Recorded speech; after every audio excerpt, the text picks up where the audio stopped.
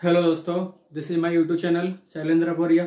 मैं शैलेंद्र बोरिया अपने यूट्यूब चैनल पर आपका स्वागत करता हूं। और आज मैं अपने यूट्यूब चैनल पर आपके लिए जियोग्राफी की अगली वीडियो लेकर आया हूं। आज मैं इस वीडियो में उस वीडियो में पढ़ाया था उससे आगे बढ़ूंगा। और मैं आज इस वीडियो में आपको पृथ्वी से आगे मैंने इस वीडियो पृथ्वी को समझाया था। और इस वीडियो में आज मैं आपको अक्षांश और देशांतर रेखाओं के बारे में बात करूंगा। तो सबसे पहले मैं आपसे यही कहूंगा कि मेरे इस YouTube चैनल को सब्सक्राइब कर लें और बेल आइकन को हिट कर लें, इससे आपको और वीडियो की नोटिफिकेशन मिलती रहेगी। ठीक है, तो चलो स्टार्ट करते हैं आज का अपना टॉपिक, अक्षांश और देशांतर रेखाएं। ठीक है, तो अक्षांश और देशांतर रेखाओं को समझते हैं कि पृथ्वी पर किस प्रकार अक्षांश रेखा और देशांतर रेखाएं खींची गई हैं। ठीक है, तो हम देखते हैं कि हम बात कर रहे हैं अक्षांश और देशांतर रेखा की। किसकी बात कर रहे हैं? अक्षांश और देशांतर रेखाओं की। किसकी?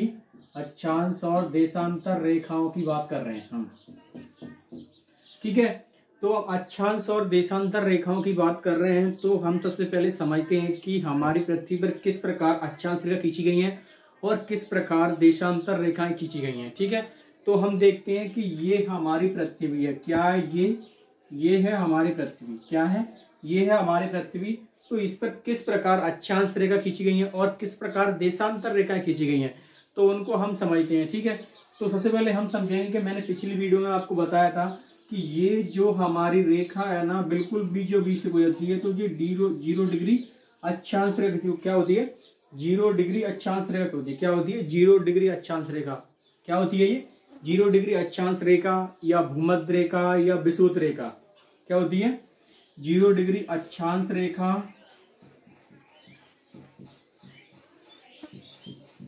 या विषुवत रेखा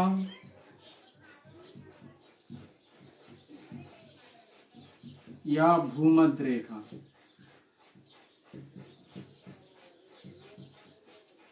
ठीक है, और उसके बाद जब हम बढ़ते हैं, सबसे पहले आगे बढ़ते हैं, तो इसमें ये वाला होता है दक्षिणी गोलार्ध। क्या होता है?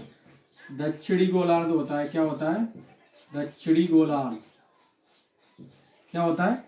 ये दक्षिणी गोलार्ध होता है और ये वाला उत्तरी गोलार्ध होता है। क्या होता है? उत्तरी गोलार्ध होता है। क्या होता है? उत्तरी गोलार्ध। तो हम समझ रहे हैं अक्षांश रेखाओं को। तो पृथ्वी पर जो आड़ी खींची हुई रेखा को हम अक्षांश रेखा कहते हैं। क्या कहते हैं? अक्षांश रेखा कहते हैं। क्या कहते हैं? अक्षांश रेखा। पृथ्वी पर आड़ी खींची हुई रेखा को क्या कहते हैं? अक्षांश रेखा कहते हैं। क्या कहते हैं? अक्षांश रेखा। तो हमने देखा कि ये जो है हमारी एक और रेखा आपने खींची थी, तो ये कहाँ पर है? ये 23.5 डिग्री अक्षांश से खींची। कहाँ से? 23.5 डिग्री अक्षांश से खींची हुई है। तो इसे क्या कहते हैं? इसे हम कर्क रेखा, मकर रेखा कहते हैं। क्या कहते हैं इसे मकर रेखा कहते हैं। क्या कहते हैं? मकर रेखा कहते हैं। क्या कहते हैं? इसे हम मकर रेखा कहते हैं। क्या कहते हैं? मकर रेखा। ठीक है, और उसके बाद हम समझते हैं, अरे हमने एक उत्तरी गोलार्ध में एक और रेखा खींची थी। जब उत्तरी गोलार्ध में 23.5 डिग्री से ये वाली अक्षांश रेखा खींचेंगे तो इसे क्या कहेंगे? इसे हम कर्क रेखा कहेंगे। क्या कहेंगे? कर्क रेखा कहेंगे। कर्क रेखा। ठीक है, ये क्या हुआ? ये कर्क रेखा है और ये मकर रेखा है। ठीक है, और ऐसे ही हम देखेंगे तो इस पर ऐसे रेखा खींचेंगे। कैसे? ऐसे रेखा इस पर पृथ्वी पर खींची गई हैं, उत्तरी गोलार्ध दक्षिणी गोलार्ध में। तो ऐसी रेखा पृथ्वी पर दक्षिणी गोलार्ध में 90 खींची गई। कितनी? 90। कितनी? 90 अक्षांश रेखा खींची गई है उत्तरी दक्षिणी गोलार्ध में, अक्षांश रेखा। ठीक है, और ऐसी 90 रेखाएं उत्तरी गोलार्ध में खींची। कितनी? उत्तरी गोलार्ध में 90 अक्षांश रेखा उत्तरी गोलार्ध में खींची। कहाँ पर? उत्तरी गोलार्ध में अक्षांश रेखा। ठीक है, और उसके बाद देखते हैं 90 और 90 कितनी होगी? 90 और 90 कितनी होगी? और एक ही कितनी होगी? 181 अक्षांश रेखा। कितनी है? 181 क्या है? अक्षांश रेखा। और एक अक्षांश से दूसरी अक्षांश की दूरी कितनी है? ये वाली दूरी कितनी है? ये वाली दूरी एक अक्षांश से दूसरी अक्षांश की दूरी। ठीक है, तो इसको मैं बता देता हूँ आपको। ये दूरी है 111 किलोमीटर है। कितनी है? 111 किलोमीटर है। कितनी है? 111 किलोमीटर। मैं यहाँ पर लिख देता हूँ, एक अक्षांश से दूसरे अक्षांश की दूरी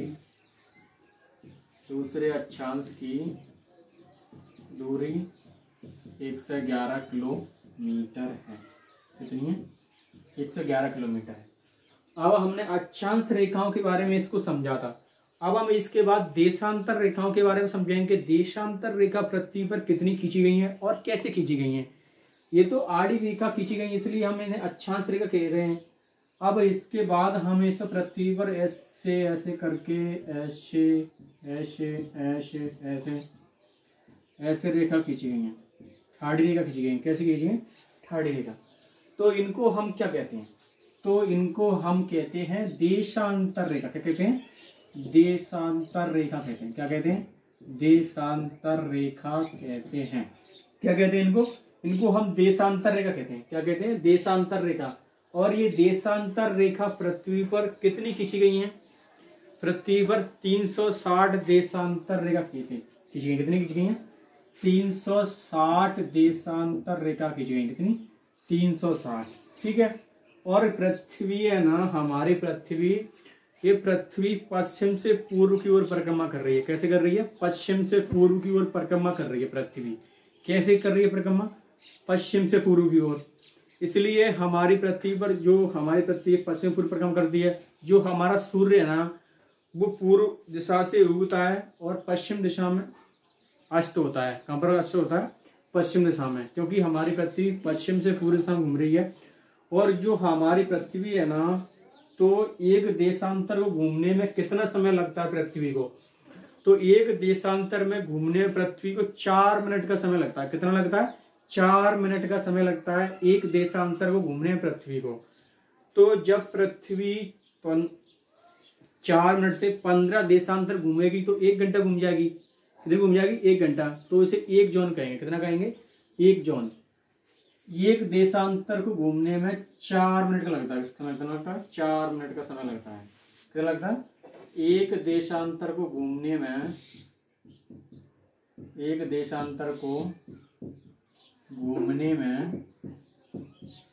4 मिनट का समय लगता है। 4 मिनट का समय लगता है। कितना लगता है? 4 मिनट का समय लगता है। तो 15 देशांतर घूमेगी तो 1 घंटा घूम जाएगी। कितना घूमेगी?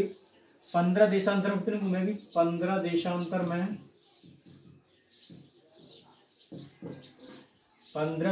में 1 घंटे घूम जाएगी। कितने? 1 घंटे घूम जाएगी पृथ्वी।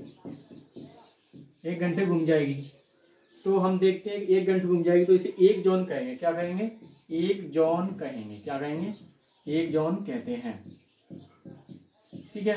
तो पृथ्वी को 24 जोन में विभाजित किया गया है।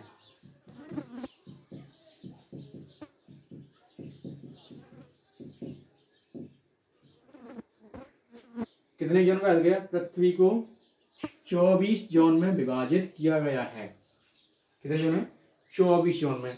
और ये हमारी जो देशांतर रेखा है ना, इसी से हमारे समय का निर्धारण होता है। किससे होता है? देशांतर रेखा से ही हमारे जो समय का निर्धारण होता है। किससे होता है? देशांतर रेखा से ही हमारे जो समय का उसका निर्धारण होता है, देशांतर रेखा से। ठीक है। तो हम देखते हैं, आप इनको नोट कर लीजिए, आप इसको बना लीजिए, इससे आपको ये समझ में आ जाएगा अक्षांश और देशांतर रेखा।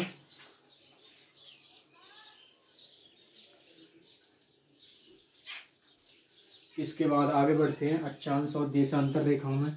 तो मैं इसको अब हटा देता हूँ, तो उसके बाद आगे बढ़ेंगे अक्षांश और देशांतर रेखा में। तो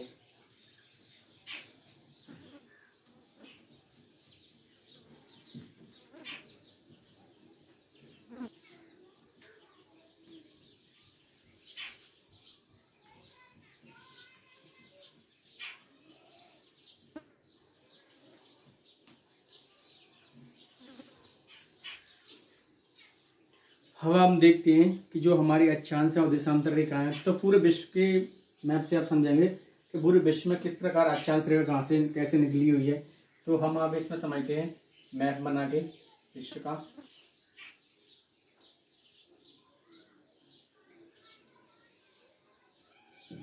आप इसके हिसाब से समझिए, तो मैं आप इसको बताऊंगा आपको किस प्रकार कैसे।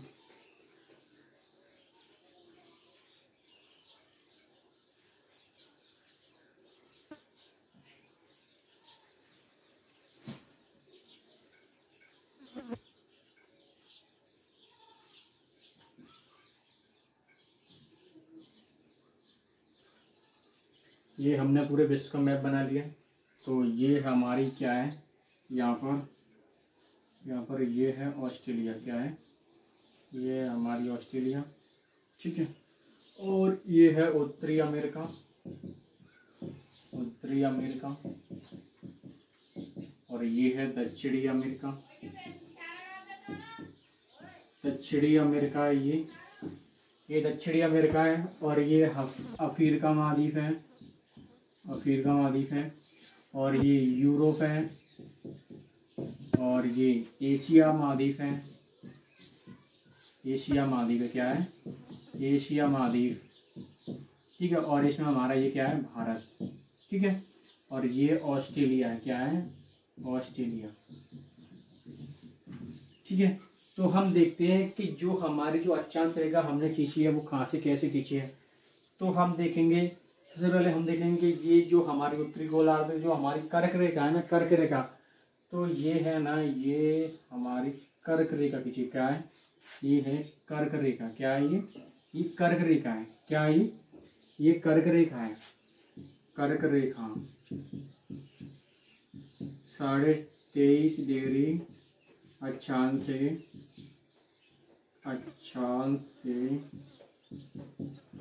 कर्क रेखा, ठीक है। और हम देखते हैं कि इसके बाद एक भूमध्य रेखा खींची गई 0 डिग्री अक्षांश से। तो ये वाली भूमध्य रेखा है, क्या है भूमध्य रेखा, ये क्या है ये है भूमध्य रेखा, क्या है ये भूमध्य रेखा है, क्या है ये भूमध्य रेखा है, ठीक है। और हम देखते हैं कि इसके बाद और एक है जो हमारी ये है दक्षिणी गोलार्ध में, ये है, तो ये खींची गई है।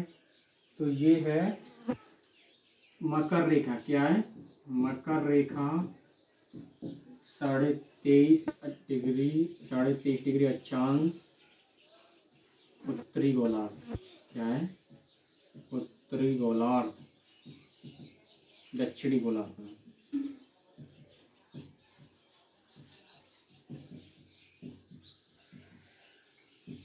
दक्षिणी गोलार्ध, ये मकर रेखा है।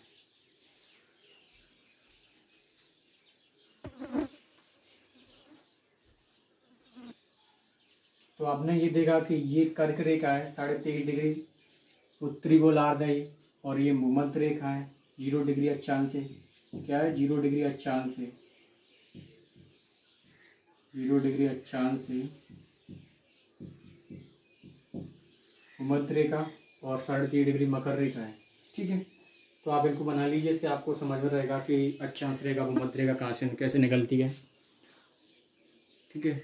तो मैं इसको अब हटा देता हूँ, इसके बाद आगे बढ़ते हैं अपन इस देशांतर रेखाओं पर, ठीक है। तो मैं अब इसको हटा देता हूँ।